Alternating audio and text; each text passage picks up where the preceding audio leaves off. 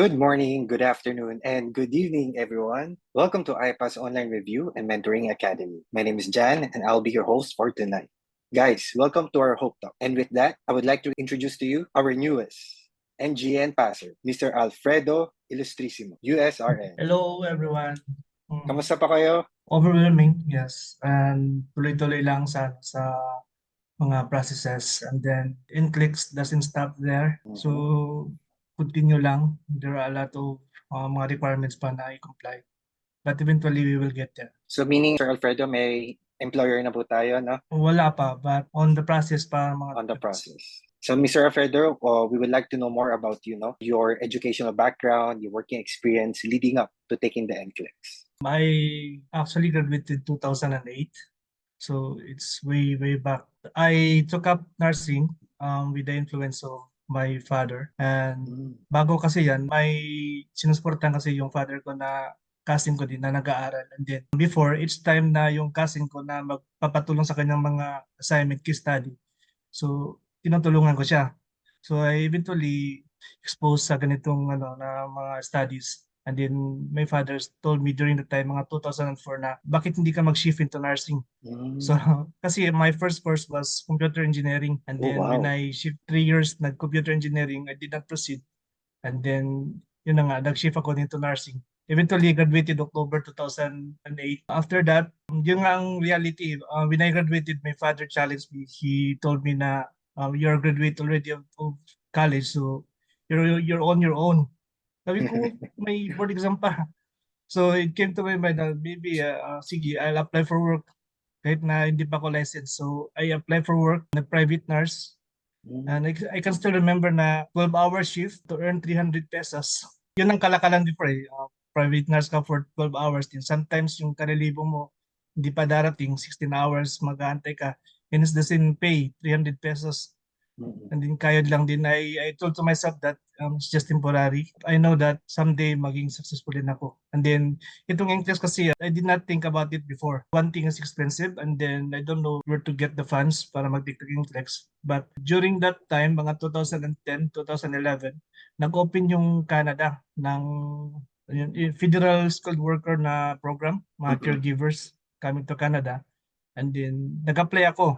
Sabi ko, sige, I'll try to apply kasi graduate naman ako din. Newly graduated are welcome.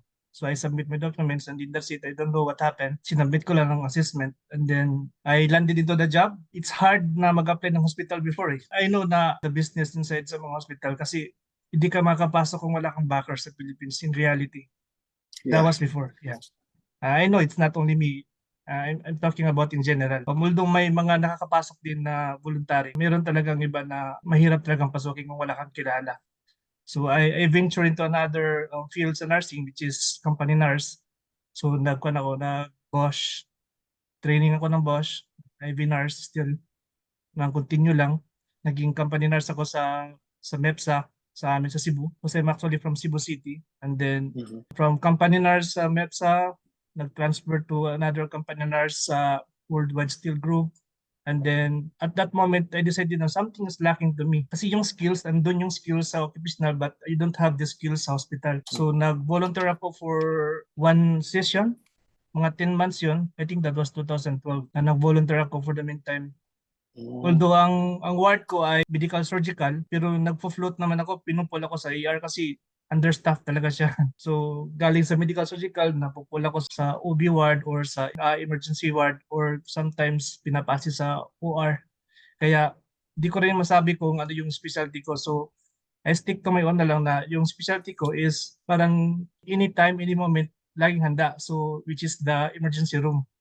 So which is also I can apply in occupational health nursing sa company nurse. From there on, nahire ako sa Lafarge, incorporated sa cement plant. On my own lang, I saw the job posting, kaya siguro to din. Eventually, as a nurse, you start the slow, di ba? And then, nakita ko kasi yung offer ng Lafarge na malaki. So I was tempted to apply. Why not? Apply. Just try to apply din. I went there, tinanong ako ng plant manager, assessment kung ano yung gagawin kung may emergency. Then because of my exposure already sa mga previous work ko, I eventually got the job sa Lafarge for 3 years. Nagtrabaho ko sa Lafarge.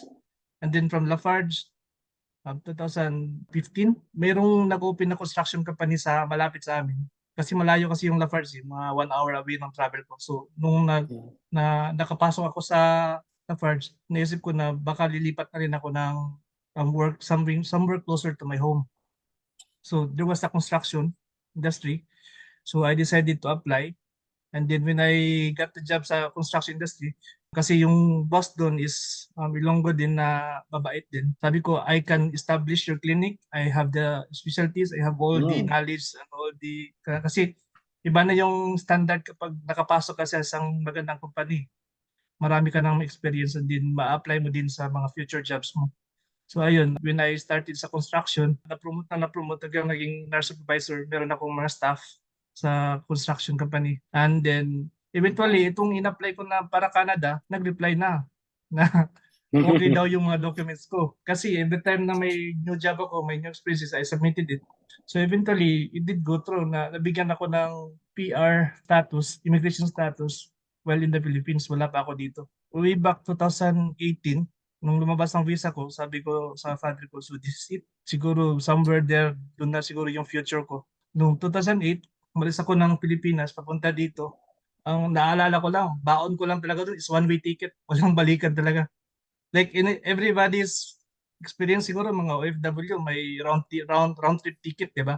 But for me, I don't have the luxury na ganun eh. Yung dala kong pera is yung minimal amount lang talaga na pagdating dito, makakuha ng renta ng bahay din. Hanap ng trabaho agad, kahit anong trabaho. So 2018, umalis ako lang mag-isa. Nakakayak kasi nahatid ka sa airport. Yung feeling na I know that I might not see them again, yung family ko. Lakasan na ng loob. Kasi when I work in a construction company before, na-assign ako sa Bacolod City for 2 years. So every month, umuwi ako doon dati. But this time around, na dito na sa Canada, it's different story. So I'm aiming na maybe I will be successful, maybe not. But one thing for sure, I will not give up on my dreams. I will not give up on where I am. I know that there's a purpose kung bakit ako nandito. Kaya ganyan, tuloy-tuloy lang. And then, pagdating dito, the next day, nag-apply agad ako ng trabaho. Natanggap agad ako sa construction. Imagine, I'm a registered nurse sa Philippines, but pagdating dito, back to zero. So, nag-apply ako ng construction. May kausap akong Romanian. Na-hire ako as construction worker, laborer. And then, the pay is $20 per hour. Maganda naman. But meron, yung kaibigan ko pala, kaklase ko sa college, nakita niya ako sa metro, nandito din pala siya sa Montreal, Quebec. Nag-message siya sa akin na pre, andito ka pala sa Montreal. May trabaho ka na ba? Sabi ko, uy, nandito ako sa Montreal. Parang sikandi ko lang. So sabi niya, mag-apply ka na lang dito sa amin. Sige, para may kakilala. Mas comfortable kasi pag may kakilala ka sa work. So, doon ako nag-apply sa kanila. Ang trabaho naman doon is packing ng mga garbage bags. Very different sa trabaho talaga na nalalaman natin na we handle these lives. So yun, nagtrabaho ako sa packer sa mga garbage bags. And then, mga 2 to 3 months after, I got the additional documents na kailangan ko. So, nag-process na ako ng nursing dito. The problem here in Quebec, kailangan may French na language. Yeah. But during that time, basic French lang kasi yung kailangan nila requirement. So, I comply sa basic French nila. Ang problema ngayon, there's a lot of candidates para sa cohort program. So, in every year, 50 candidates na kukuha nila out of 200. Imposible akong makuha pa ganun. And then one day, yun na, tuloy-tuloy na, from packing garbage bags, yung kaibigan ko, nag-transfer siya sa Medtronic, which is gumagawa ng mga cardiac catheters, yung cryo balloon for dyslipnias. So, nag-apply din ako doon. And eventually, natanggap ako doon, which is a higher pay, good benefits. Din doon ako nag-last for 5 years until last year. Yung mga kaibigan ko doon na mga kasama ko, mga nurses din, pinipilit, ini-encourage nila ako na, Fred, mag-English ka na, hindi ka bagay dito. Kailangan mo nang mag-English kasi kung dito din sa Quebec, mahirap din makapasok sa cohort doon sa, meron kasi dito McGill University, Concordia University, meron din dito ang John Abbott University. So, pero ang tumatanggap lang dito ng English-speaking na college is John Abbott. Different kasi yung education program nila kasi sa Pilipinas eh. So, yung BSN sa atin, pagdating dito, parang CGP ang equivalent niya. College lang. college ang equivalency. It's not really a BSN. Ang BSN dito is something higher. So yun nga, sometimes kasi sa weekend, nagpa-part-time ako ng trabaho nung medyo okay na yung schedule ko. So in the weekend, kumukuha ako ng part-time. So from my work until 12 in the evening, diretso na ako sa hospital, papasok ng part-time ko until 8 in the morning, sometimes 10 a.m. Uwi ng bahay, tutulog. Alas 2, balik na naman sa Medtronic, trabaho na naman. So something ganun ang rotation. Di kailangan kumayod eh.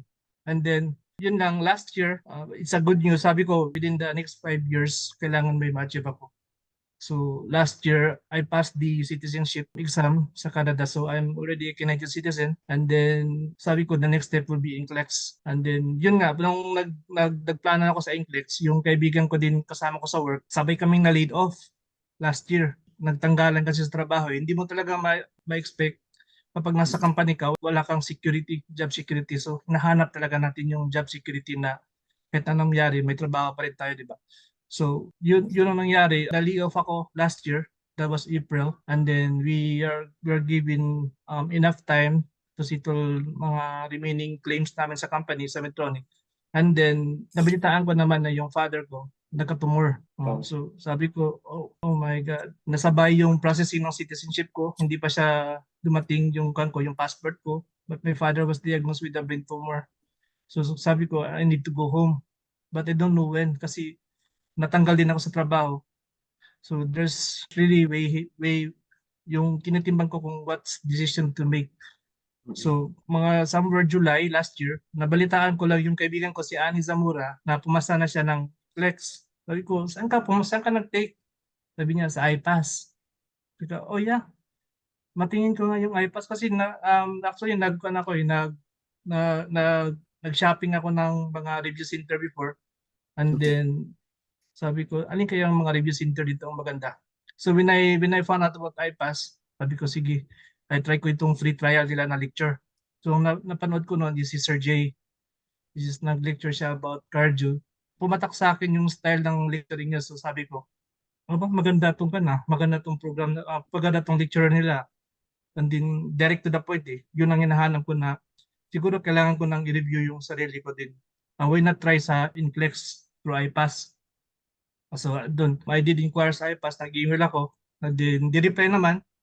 And then sabi ko na, can you assist me with my documents because I cannot go home to the Philippines like right away because it's far. Sabi ko ganun din, sabi nila sila na daw bahala sa lahat. So easy access naman siya. So I'm very thankful talaga na I met iPass kasi without iPass, I don't know if I can pursue this dream. Yung iPass talaga yung nag-guide na nagiging parang guidance ko, siya yung kakampi ko na mag-process ito. Ito yung kulang mo, sige, submit mo. So, hinihingi naman nila sa akin mga documents and then eventually, smooth ang process. And then that was July, I remember last year. And then when August came, magsisimula nung 11th cycle, nabalitaan ko na naman, nag-sad news na naman ako, sabi sa akin na yung father ko daw hindi na makalakad. So sabi ko, oh, I need to decide na mag-uwi talaga ako. And then yung coaching, ang coach ko noon na nag-email sa akin ay si Sir Fern. Hi to Sir Fern. And pasasalamat din ako kay Sir Fern dahil yung nga, nag-guide niya ako. Sabi niya, Sir, if magre-review ka, hindi ka makapokus pag may iniisip ka. So you need to go home. You need to see your father kasi brain tumor yan. Iniisip ko din niya, yun ang iniisip ko na si father ko is may brain tumor. Yun, I need to go home para makita ko siya. So nag-review ako ng sandali sa iPass by August. And then, may momentum na sana ako, but in September 2nd week, umuwi ako ng Pilipinas. So, hindi ako nakapag-review doon kasi every time nag-a-assist ako kay father ko, from wheelchair to bed to wheelchair, and then pagpupunta sa mga sa doctor appointment, MRI, sinusundan ko. And then, good thing na lang, nung nagpa-check up namin si father sa neurosurgeon, sabi ng neurosurgeon na let the patient decide. Kasi kami din sa amin, hindi kami nakapag-decide kung ano ba yung gagawin. Sabi namin, ipa-chemo or ipa-radiation therapy. Sabi naman ni father na hindi talaga siya magpapa-biopsy, brain biopsy ba yun? Hindi siya magpapa-chemo, but magpapa-MRI lang to check kung ano yung progress ng brain tumor. Ang good thing lang na nakapag-decide pa si father, so at least siya yung nag-decide sa sarili niya kung ano yung gusto niyang gawin sa buhay niya. Diba? Kasi kung kami lang mag-decide, hindi namin ma-decide. Sabi ko nga na antayin natin yung decision ni Father. So si Father nag-decide na hindi siya magpa-chemo, uwi na lang siya sa bahay. And then eventually, yun na nga, by October, inaalalayan ko siya na lumakad, tumayo, subukan niya. And eventually, nakalakad din siya ulit. And then, yun nga, lagi siyang tumitingin sa akin. Sabi niya sa akin, be successful kung saan ka man. I'm just be successful. Yun lang sabi niya sa akin. And then, sabi ko, ang pinakamasakit doon, nung paalis na ako, sabi ko na hindi na tayo siguro magkikita ulit. But I'm gonna make sure na I will be successful. Yung lang talaga sa isip ko. Na, sabi ko sa sarili ko na I will continue this journey ng Inflex. And then, I will be a US Marine someday. Sabi ko sa sarili ko. And then, yun na nga, pagbalik dito October, sabak na agad sa review. Pero katapusan na yun ng 11th cycle, mga October last week. So that's the end of the 11th cycle. I still attend ng mga review. And then yung review ko lang is nagdo-double time na ako. So from the normal na yung review ko na maikli lang, 4 hours, 5 hours, 6 hours. Ngayon naman, naumagahan na ako. Kasi iba kasi yung time natin eh. So yung dito is 13 hours behind. So dyan is gabi. And then especially yung mga lectures ni Miss Paula na mahaba, tinitiis ko talaga din na maka-attend lang kasi maybe there's some part na hindi ko ma-gets. At least mapakinggan ko. At least kung may tanong ako live, direct ako may tatanong. And many times na nagtatanong ako Miss Paula, yun nga, nagko-conflict yung mga ideas. Sabi ko, nabasa ko to sa UWorld, din kay Miss Paula naman sabi niya, yeah, ganun talaga yung UWorld sometimes, pero by theory o yung mga concept, ito yung susundin natin, which is good. Kasi yung mga lecturers kasi yung concept talaga is stick lang kung ano yung meron. So we don't go beyond na somewhere crazy na hindi mo na maintindihan, di ba? So yun, na dumating yung eligibility ko by November, so sabi ko, ito ng eligibility ko. So kung ilalunch ko yung ETT ko, I'm planning na kukuha na ako ng UWorld para makapag-review, and then bala ko sana mag-take ng December. Sabi ko, kakayanin ko kaya kung December mag-review? Parang hindi. Parang hindi ah. Kasi nakikita ko, yung assessment ko nga 16 lang kuha ko. 16/75 yung assessment sa IPAS. So, sabi ko, I need to work on this one. So, nag-review na ng review from 85 questions per day. Ginawa kong 170. And there were times na ginagawa kong 4 times in a day. That's 300 plus questions isang araw, which is nakakapagod. Ito lang talaga ang problem. This is the problem sa review.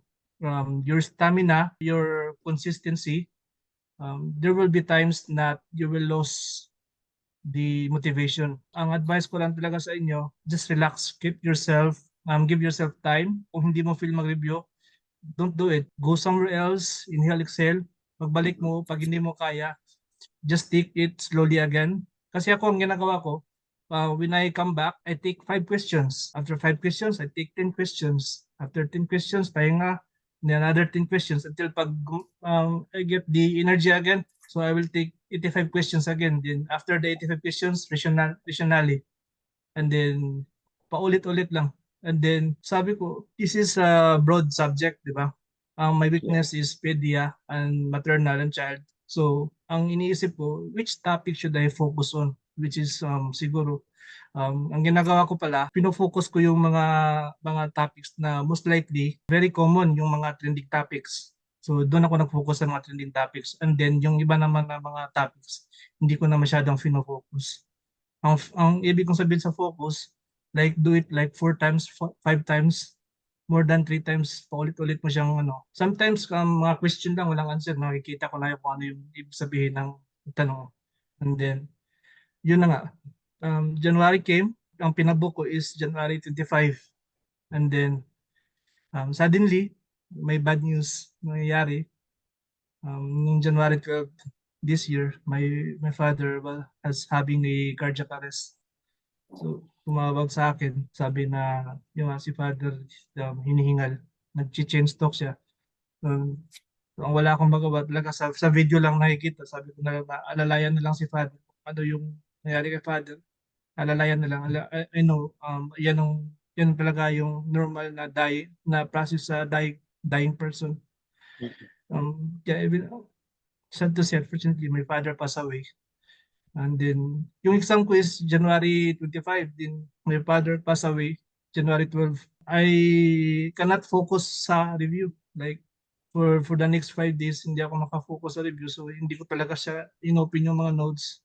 Tawag lang ako ng tawag sa amin. Yung pinsan ko din, sinasabihan ko din yung pinsan ko, yung kapatid ko doon, na nag-update ako sa mga siblings ko. Make an update kung what happened, o ano nang gagawin, anong may tutulong ko.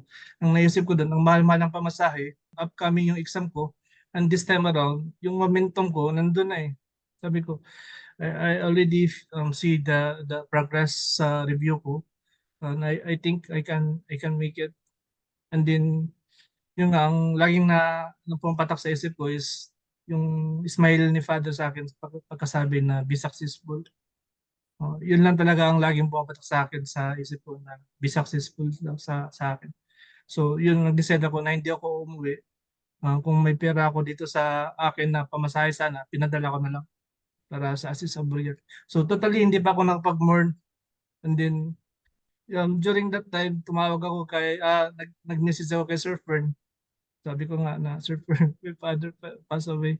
I just need someone to talk. Kasi dito, wala akong kasama dito sa bahay. Wala akong kasama sa apartment.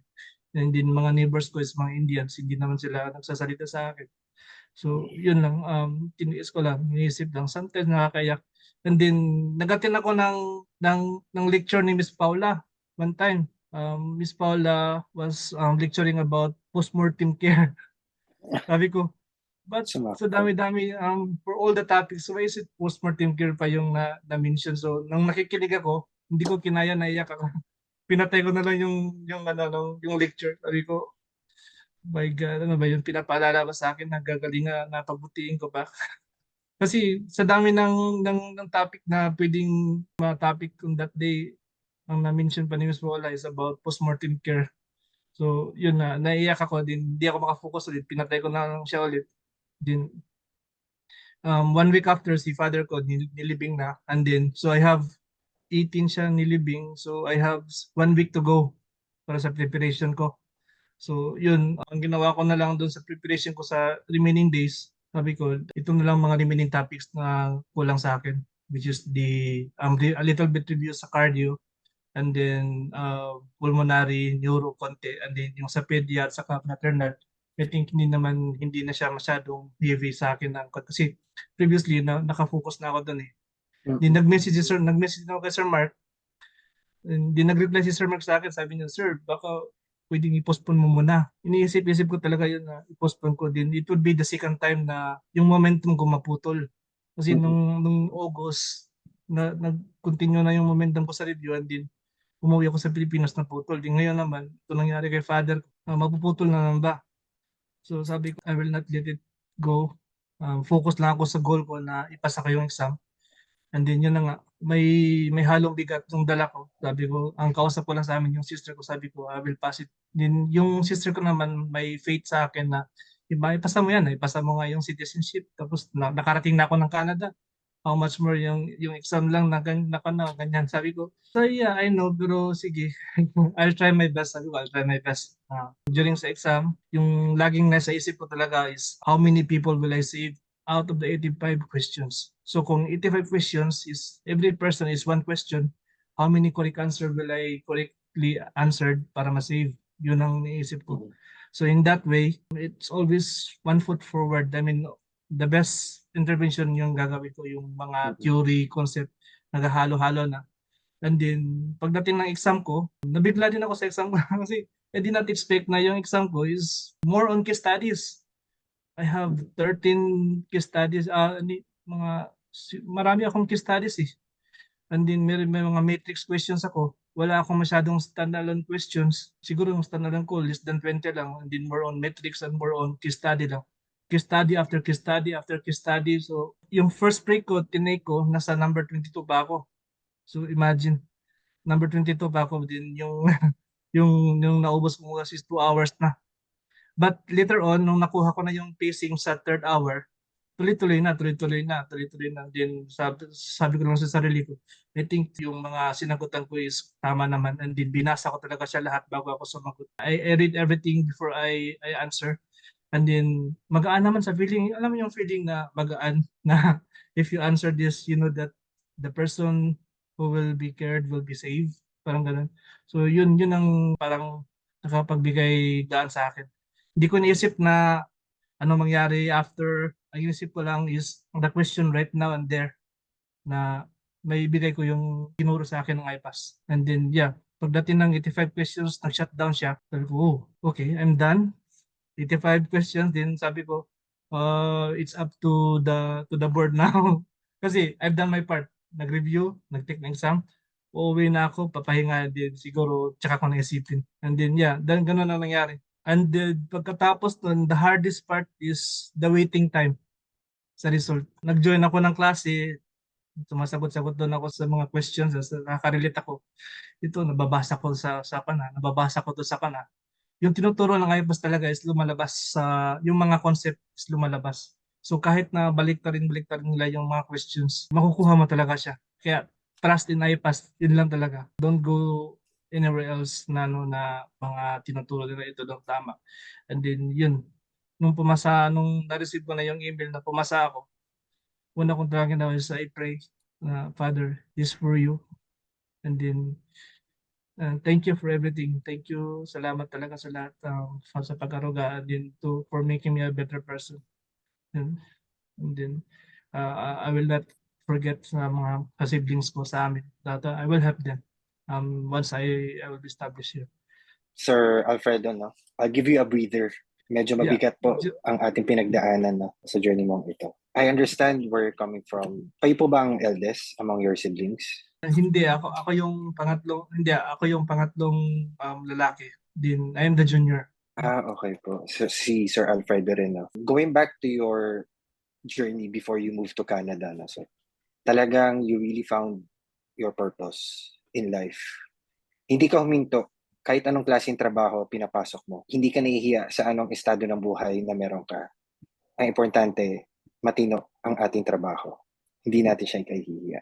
And most especially, sir, yung pagiging malapit sa ating magulang. Kanina medyo naiiyak ako kasi may similar situation tayo. Hindi rin ako nakauwi sa Philippines during the pandemic. So, hindi rin ako talaga nakapag-more na maayos in a way. But sir, how are you feeling right now po? For now, birthday ni Father kasi bukas, March 13. I know, masaya na siya doon. Hindi ko na, kung uulitin man o kung sabihin man nila na kailangan, kung uulitin kung babalik ang panahon na kailangan ako umuwi, siguro I will live it that way na nakita ko siyang masaya bago ako umalis ng Pilipinas. Yung ngiti niya sa akin na pagkasabi na be successful, yun lang, good luck. Sabi niya, good luck and be successful in life. Yun lang. Hindi ko na ulitin na makita ko siya, uuwi ako, tapos makita ko siya nahihirapan. No, I will not remember those times. Ang gusto kong malala yung happy moments bago man lang ako bumalik dito ng Canada. It's really hard na hindi pa ako totally born. How I wish na makauwi man lang siguro this year para mabisita ko sa kanyang puntod. But let's see kung ano yung blessings na marireceive ko sa ngayon. I really cannot imagine, sir, no, being in your situation, kung paano nyo na-lift ang sarili nyo in between your review and what you are going through. Saludo ako Yes, sa inyo, sir. It's really a heavy heart hearing your stories. But I want to compliment you, sir, sa lahat na mapagsubok na dumaan sa inyo. Hindi kayo nag-give up. thank you, Sir John. And then, yun nga, yung sa last minute din ng bago ako nag-take na exam, nakausap ko din yung isa kong coach, si Ma'am Katrina. She's just a reliever for me, yung rebreather ko lang na during that time na magtitik na ako ng exam, tapos naisip ko pa din yung nangyari kay Father. And suddenly tumawag, nag-message siya. And then sabi niya na can we book a coaching? Yun, nilabas ko talaga yung pressure na nandito sa dibdib ko na sabi na ikwento ko lang. Gusto ko lang na ikwento na malungkot ako. Parang alam mo yun, na I'm really sad kung ano nangyari sa father ko. Gusto ko lang i-let go bago ako mag-take ng exam para pag-take ko ng exam, wala nang ibang mabigat sa feelings. Alam mo yun, yung ganong feeling. Yes, sir. Aside sa mga coaches, no, usually coaches, they provide expert guidance for your quality input for your review.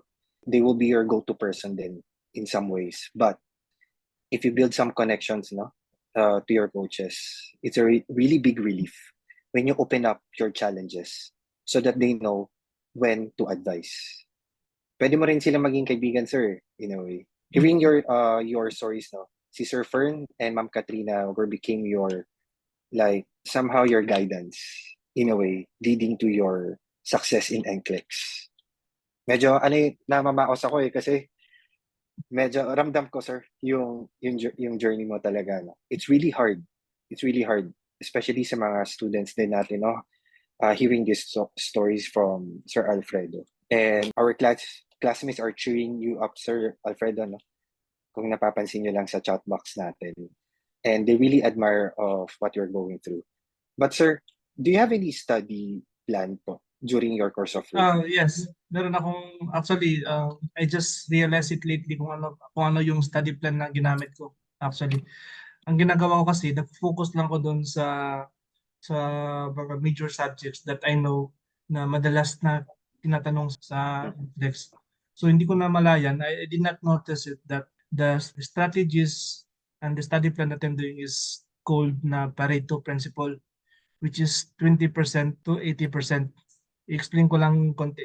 20% of the study that can impact 80% of the result. Ganun pa yung ginagawa ko. So nagfo-focus lang ako dun sa 20, no, nag-focus ako masyado dun sa 20% to come out 80% result. Yung passing is 75. So more or less, if I do good at ma-perfect ko yun, and the rest na 80%, makakuha lang ako ng ilang points. We do not aim na ma-perfect natin, di ba? Ang ating aim is just to pass. Yun lang naman yun ang reality. That is how Kasi it's your our, strategy, sir, no, for the UWorld. Is it UWorld po? For the yeah, question banks? ang ginamit ko lang is UWorld and then iPass. Yun lang. And then sa UWorld, may natira pa akong questions na hindi na regional pero nasagutan ko siya. And then eventually ma-observe mo naman siya. You will observe that the questions in UWorld is the twist the questions. It's like testing you if you really know the concept. So it's the same concept pero the question is different. And then if you know the concept dahil sa mga lecturers ng iPass, I'm sure you will get it. Yes, sir, no. Lecture from iPass and UWorld. Combination to, no? Ang tawag ko dito parang you and I, we conquer the world. UWorld and iPass, we conquer the world. Di ba? Parang it's really a perfect combination, sir. That's why we have this partnership with UWorld to help our students with when it comes to practice questions naman. And appreciate po for accessing the UWorld kasi during my time din, UWorld and iPass lang talaga ang ginamit nating materials. Pero aside sa other review materials from iPass, sir, may ginamit pa po ba tayo? Meron pa, prayer. The most Uh, powerful, yeah, Most prayer. powerful weapon talaga Yeah, natin. just pray afterwards na yun nga, yung good health, di ka magkasakit, good condition of your mind, and just do your best. Then yun nga, in God's time, you will be there. There's a reason why you are there. There is a reason na bakit mo dinelay yung exam mo. I believe na may reason yun. For all na nandito sa iPass Academy Review, there's a reason why you did not take it or why did you delay. So eventually you will get there. Just motivate, focus on your goal, and then I know na kaya nyo din. I also admire Sir Alfredo. No? You mentioned earlier about your goals in life. Like, meron tayong short-term goal usually. No? Meron po ba kayong parang time management when you're studying the NCLEX review? Kasi ito po ba kasama sa goal nyo nung 5 years? Dapat mapasa nyo na yung exam. Actually, hindi nga siya ganun eh. Dahil nga sa nangyari sa akin na na-lay off ako sa trabaho. And then I don't know what to do next. So yung kaibigan ko na my friend Ani Zamora nag-influence sa akin na magkang ka na, maging text ka na. And then eventually it led me to decide na okay, I will do this. And I think I can do this basta lang makahanap ako ng review center na you can rely on. Kasi galing na ako diyan eh. When I took my first local board exam, hindi din ako pumasa. I was in another review center, then the review is not good. So it will eventually affect your performance. But on the second take ko sa local board, napadpad ako sa isang magandang review center, matino ang review, and then it yield a good result. So it's the same thing with IPAS. So kung hindi siguro ako napadpad sa IPAS, I don't know if I can pass the NCLEX exam. Yeah, honestly, yun ang masasabi ko. If I was in another review center, I don't know. Kaya papasalamat talaga ako sa IPAS. All the lecturers, staff, sa mga documents ko, sa mga documents, and then yung mga guides na ginagawa na sa akin. I'm very thankful. Then yung nandyan na nakikinig o nagbabasa na yung mga nakakapanood, just trust IPAS. And then you will pass the exam. Thank you, Kasi Sir kung Alfredo. ipipikit mo, if you close your eyes, then you say it slowly, I pass. Ang gaan ng feeling. That's why they say, no, you pass with I pass. As long as we are committed with our study, di ba? Lahat naman binibigay na ni IPAS eh. It's just up to us how to handle the Yeah, situation. tama That's po, why tama. we also have the coaches now who will be helping us to somehow schedule your plan, your study review. Kasi minsan may mga students din tayo na they don't know where to start. So that's why they have to avail their coaches. Not only that, sila rin yung takbuhan pag may mga tanong sa mga review, di ba? Did you encounter that with Sir Fern in between your initial coaching? Yes, I was there. I know mahirap, mahirap siya. Challenging, mahirap. And then, na-carry naman. You just have to focus a little more. Siguro yun ang masasabi ko. You just have to focus a little more. And then take action. Yun lang talaga. If you're afraid, don't think that you're afraid. Just take the action. And then I know that you're in good hands with IPAS. Nice to know, Sir Alfredo. But I would like to ask you, sir, about your success in knowing your NCLEX result. Take us to that moment. Hindi ako nakatulog noon eh. Actually, it's 11 in the evening here. That's the most heavy part na waiting for the result. So, yung phone ko, each time na nagki-click, I know it's an email. So, pag ganun, oh my God, it's a flight sale. So, click again ng email, it's indeed. So, from time to time, yun ang stressful eh. So, siguro on the first 2 days, I took the exam Thursday morning. So Friday, Saturday, it's heavy na I keep on lying on my bed and then punta sa kitchen, then lying again on bed thinking, ano na kaya ang result sa exam? Wala pa din ah. And then that night, sabi ko lang that night na sige, tomorrow is the last day din. If I pass or not, I will go to the church para para mag-pray na lang. Then on that night, Saturday night, yung nga, nag-email lang ay pass na I did pass. And then ang una kong sinabihan ng sister ko is very supportive sa akin na pumasa na ako. Then this is it. And yeah, sabi na, yeah, Father is really is looking at you right now. Yes. Kung nasan ka man, si Father is nakatingin sa'yo. And then just thank Him. Yun. Kaya nung I know na nakapasa ako, I pray agad sa kinakausap ko yung Father ko sa isip ko na this is for you, this is for us. And then it's the first step. So I'm here already. So another goal, another achievement. Hindi siya sad na wala ka na. Mission complete para sa kanyang, it is his last wish sa akin na be successful. Parang it's a different way of feeling na, sir. Yung mga comforting words na yon na pag sinabi sa iyo na your Father is looking after you every step of the way, no, from your journey up until in the future, somehow you will feel more motivated and yung feeling na kasama mo talaga siya. So, sir, having this experience, no, what lessons have you learned from your journey? What have you discovered from yourself? What can I say in this journey is that NCLEX is not just the NCLEX exam. NCLEX is the journey itself, from the preparation to your review program, to the people you talk with, from the people you tap with, like IPAS. IPAS is there to assist you, and the overall package. NCLEX is the journey itself. If you pass the journey, eventually when you take the final exam, easy na lang sa'yo. That's nice, sir. And how about I mean, you have provided some advices na rin coming from, sa mga classmates din natin. I know you went through to this downfall of your life with regards to your passing of your dad.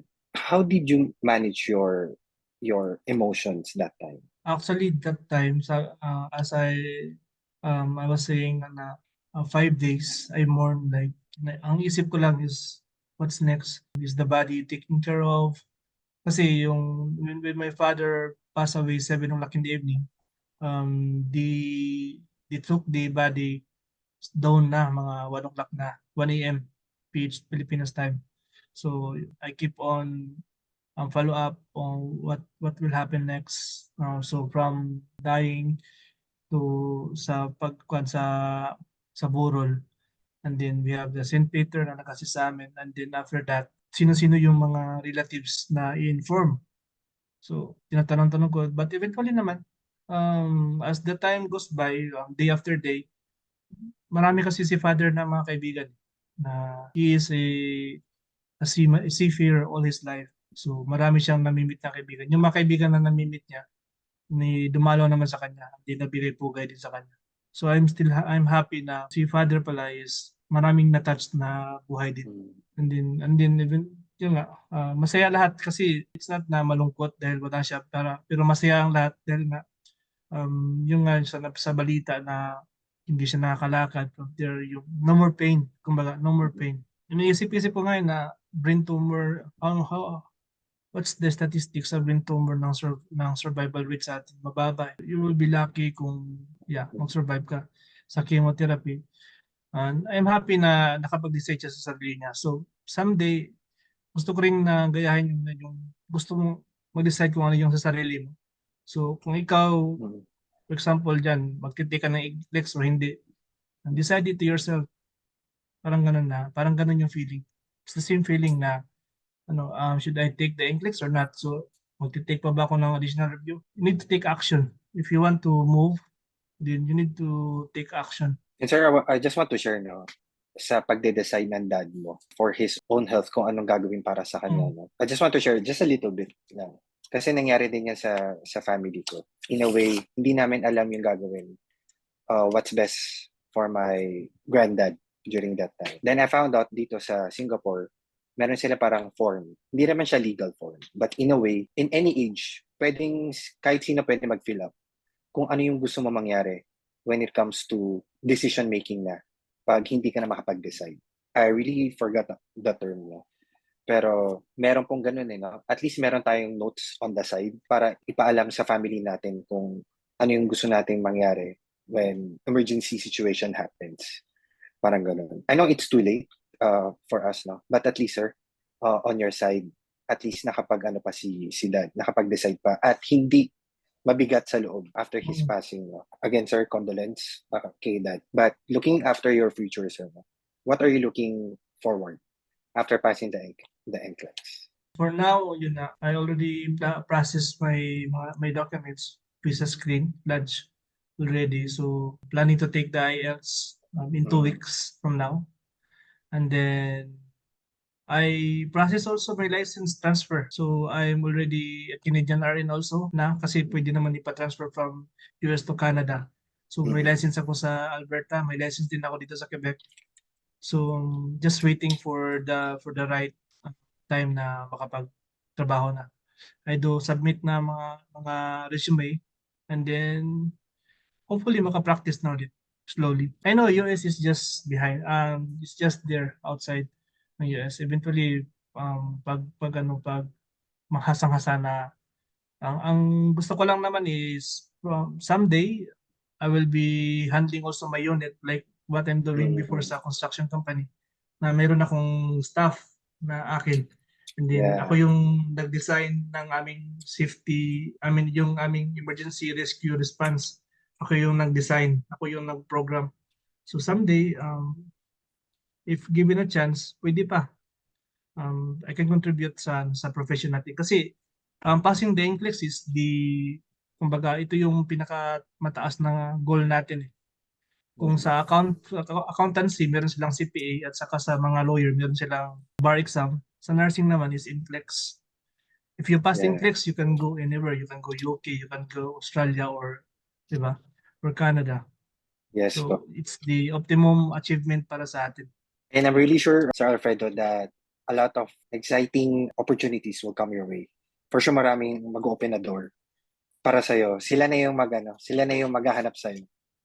Hindi na ikaw yung maghahanap para sa kanila. And again, congratulations on passing your NCLEX. It is, Thank you, sir, thank you, Sir Jan. it's a Ah. significant achievement talaga to. It's a proof, it's your testament of your hard work, your dedication and perseverance. And I know, dinededicate mo to para sa dad mo. Thank you, Sir Jan. Yun nga, lakasan lang ng loob talaga. And then, don't get discouraged if you submit na mga applications, there will be some decline. Normal lang yan. I fail so many times before I succeed, to tell you. I fail so many times. I swallow my pride. Ayan, nagtrabaho ako ng packaging if I even do na out of line of work na just to survive. So kayo din, kaya nyo din. And sir, with that, we want to present to you your IPAS certificate. This certificate is proudly presented to Alfredo Illustrissimo. Thank you so much. For successfully passing the NCLEX RN examination, these serve as a proof that a successful candidate indicated in this certificate is a safe nurse based on the USA Standards of Nursing Practice. Signed by Sir J. Padong and Sir Mark Zaspa. Yun. Thank you, thank you. Congratulations on your achievement, Sir Alfredo. I also want to ask you, sir, one last time, how did IPAS help you with achieving your American dream? From the start until the end, the finish line, andun sila eh. If you message them, they will reply in 24 hours to 48 hours. You will receive a reply already. So, very smooth lang yung processing, and then the review program to Ma'am Rosana, which is happy na siya ngayon kasi meron siyang forever. And then to Sir Ryan, the alert. Yun, lagi ko din yung idol ko din yun sa mga taste teaching studies, mga trending topics. And then to Miss Paula, I really appreciate kay Miss Paula for calling me after sa exam. Then she Nice. called me. It's just a reliever for me na yung pressure na nag-aantay ako ng result, and then si Miss Paula is there to just talk.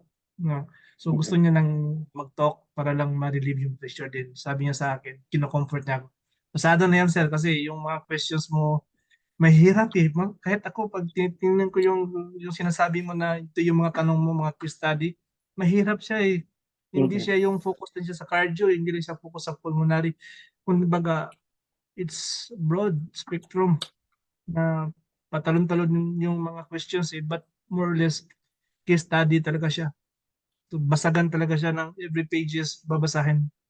And then Sir J, yeah, keep up sir, then be healthy lang sir. Para marami pang mga estudyante matututo sa iyo. Yun. That's so nice, Sir Alfredo. Thank you. For sure, mapapanood po nila to. Itong testimony ninyo and your compliments to them, no? Yun nga, sir. I know you have really prepared for this exam. Nagkaroon kayo ng study schedule. You really understand the mastery content given by IPAS. And you mentioned also, you just have to take breaks when you need them to avoid, burnout. Diba? Yes, tama yun. And we have Sir Ryan here.